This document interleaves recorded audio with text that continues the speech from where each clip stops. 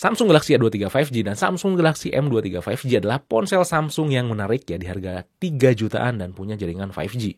Biasanya seri Samsung Galaxy A2 sama M2 tuh chipsetnya sama tapi berbeda di aspek lainnya. Nah, kali ini kebalik ya, yang beda tuh chipsetnya. M23 5G pakai Snapdragon 750G yang lebih murah dan A23 5G pakai Snapdragon 695 yang harganya tuh secara keseluruhan lebih mahal. Pasti kalian ada yang mikir, wah masa yang lebih mahal pakai Snapdragon kepala 6 sih? Ya jelas lah, M23 5G menang ya karena pakai Snapdragon 750G. Jawabannya benar dan salah ya. Nah, buat lebih lanjut kita bahas ya sampai dalam biar kalian tuh nggak salah pilih ya. Karena kalau misalkan udah dicoba langsung dua ponsel ini ternyata cukup di luar dugaan sih. Emang beneran di luar dugaan ya. Kayak di sini Fadil, langsung aja kita compare.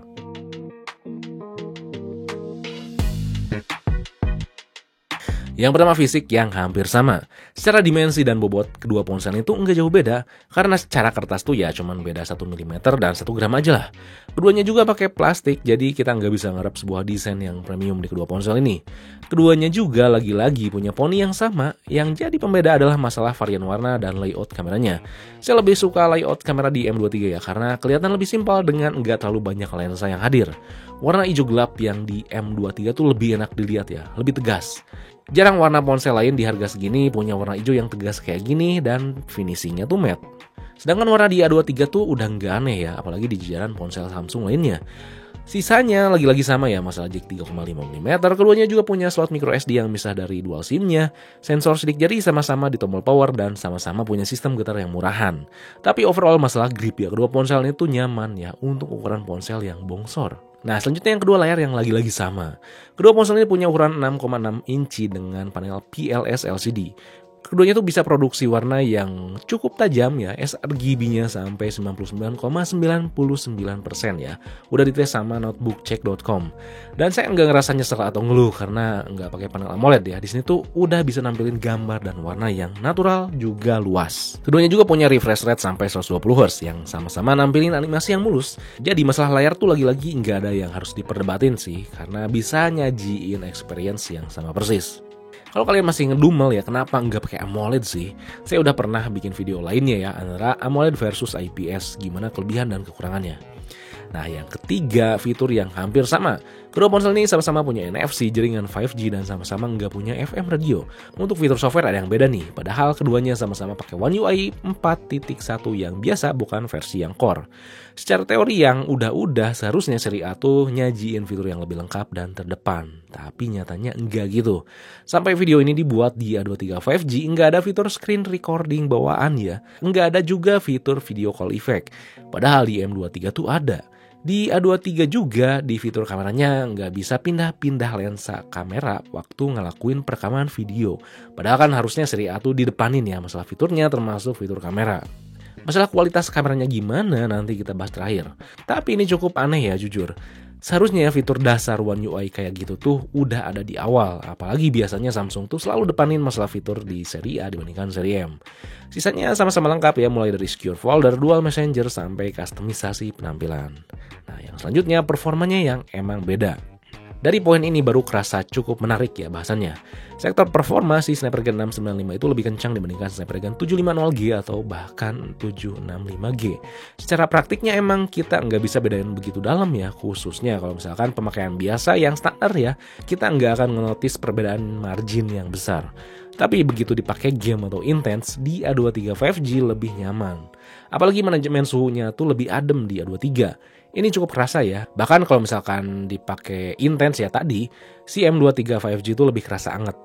Yang kerasa unggulnya di M23 5G tentu adalah masalah baterainya. Walaupun keduanya sama-sama punya kualitas 5000 mAh, di M23 tuh lebih irit. A23 5G dengan konsumsi daya 90%-an bisa ngasih screen on time 8 jam 21 menit. Sedangkan M23 5G bisa ngasih sampai 10 jaman.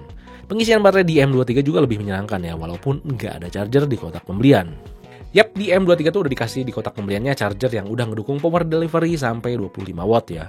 Si maksimal penerimaan daya di M23. Si A23 juga sama ya 25 watt, tapi ya kabel dan chargernya tuh nggak support 25 watt, cuma 15 watt aja.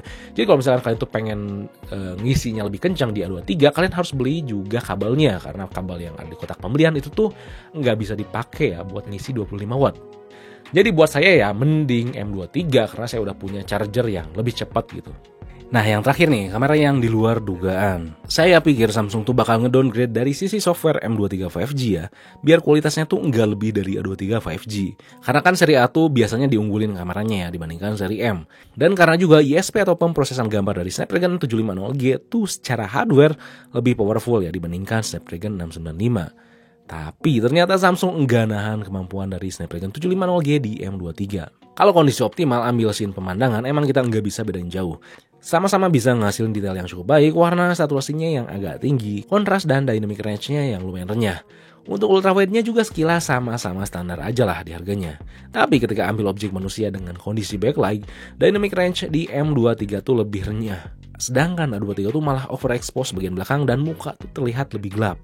Ketika ambil mode portrait juga M23 masih bisa mengambil gambar lebih cerah. Urusan seleksi backgroundnya untuk menangkap gambar yang bokeh, kedua ponsel ini emang cukup sama-sama baik ya dalam menyeleksinya. Namun memang untuk warna sering si A23 tuh bisa ngambil warna yang lebih warm, yang lebih saya suka, sedangkan M23 lebih condongnya ke cool ya si temperaturnya tuh. Nah tapi nih ada yang menarik, si ultrawide-nya kalau misalkan dipakai ambil scene backlight, M23 lagi-lagi terlihat lebih cerah. Emang terkadang dua-duanya tuh seimbang ya dalam mengambil hasil, tapi enggak sekali dua kali, A23 tuh lebih gelap hasilnya. Ketika ambil scene di semi indoor ya, dengan cahaya yang cukup nanggung, M23 masih bisa lebih baik ya mengambil gambar secara overall. Memang cerahnya tuh jatuhnya kadang jadi terlalu cool ya si temperaturnya, yang membuat warnanya tuh enggak seenak A23. Tapi masih sangat bisa dimaafkan ya secara overall. Nah baru nih untuk low light, si A23 bisa lebih main si OIS-nya. Karena lebih gampang ya dalam mengambil gambar, yang membuat jadi minim blur. Bisa dilihat M23 tuh hasil detailnya yang cukup miss. Di A23 juga lebih bisa mengambil cahaya lebih banyak ya, karena kebantu sama OIS-nya. Tapi ambil objek manusia di malam hari si M23 tuh enggak mau nyerah. Dia bisa ngambil cahaya lebih banyak ternyata, namun detailnya emang ya enggak serenyah si A23. M23 tuh baru bisa ngelawan banget ya ketika ngambil dengan mode malam. Detailnya menjadi jauh lebih baik, sedangkan A23 jatuhnya kadang jadi overexpose. Dan emang ya kita harus ekstra megangnya aja buat M23 karena nggak punya OIS waktu ngambil mode malam. Kalau misalkan urusan selfie, kedua ponsel ini sama-sama nggak menarik buat dibahas. Sama-sama standar dan sama-sama nggak wah. Tapi tetap kepake lah buat sesekali foto jepret-jepret. Kalau misalkan kalian tuh nyari ponsel dengan selfie yang oke, kedua ponsel ini emang bukan pilihan. Dan beralih ke sektor video nih, saya keduanya ambil di resolusi 1080p ya. Di A23 kadang bisa nge-lag kayak gini. Saya baru ngenotis ini pas lihat di komputer sih. Agak aneh ya, harusnya yang punya OIS tuh nggak gini. Emang nggak selalu nge-lag kayak gini. Di video review A23 saya, video yang diambil tuh nggak nge-lag kok. Tapi masalah kestabilan emang sama kayak gini ya. Kelihatan agak goyang ya gambarnya ketika kaki itu dihentak. Sedangkan M23 terlihat lebih mulus dan enak dilihatnya. Di M23 juga perpindahan fokus tuh lebih halus ya, sedangkan A23 tuh ada jeda sepersekian detik. Masalah detail, warna kontras dan aspek lainnya 11-12 lah. Yang cukup terlihat jelas tuh goyangan dan masalah fokusnya.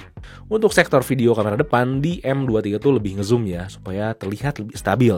Dan yang terlihat juga si M23 tuh lebih enak dilihat detailnya.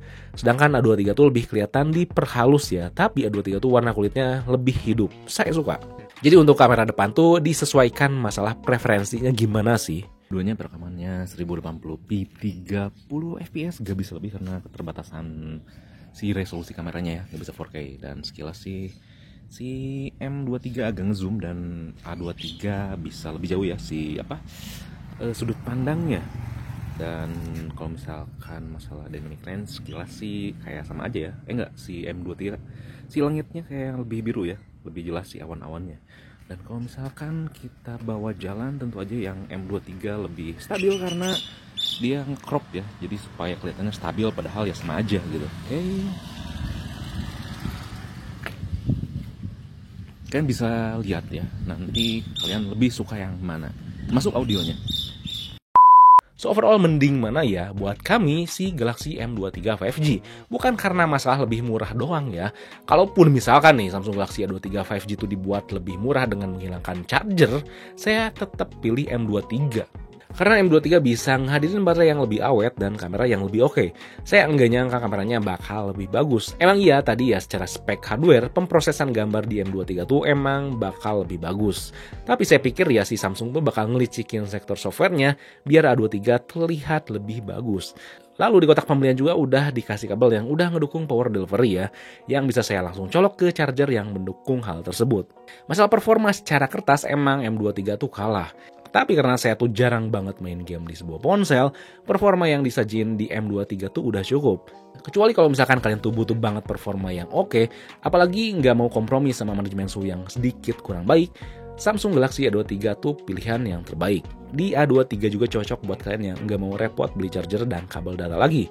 Dengan catatan mau terima pengisian daya 15 watt yang bukan maksimalnya. Lalu kalau misalkan kalian tuh pilih Samsung Galaxy A23 5G, kalian tuh bakal lebih enak dalam update softwarenya. Karena biasanya di seri A tuh update software tuh lebih terjamin ya, lebih diduluanin dibandingkan seri M ya. Jadi kalau misalkan ada bugs atau masalah atau apapun, lebih diperhatikan atau diduluankan si seri A dibandingkan seri M. Seharusnya ya. Oke, jadi sekian aja compare kali ini. Kalau misalkan ada yang ingin tanyakan, kalian bisa tulis komen di bawah dan jangan lupa juga buat like, share, subscribe Fix Me, lalu nyalain lonceng notifikasinya biar gak ketinggalan video berikutnya. Oke, di sini Fadil. Peace out.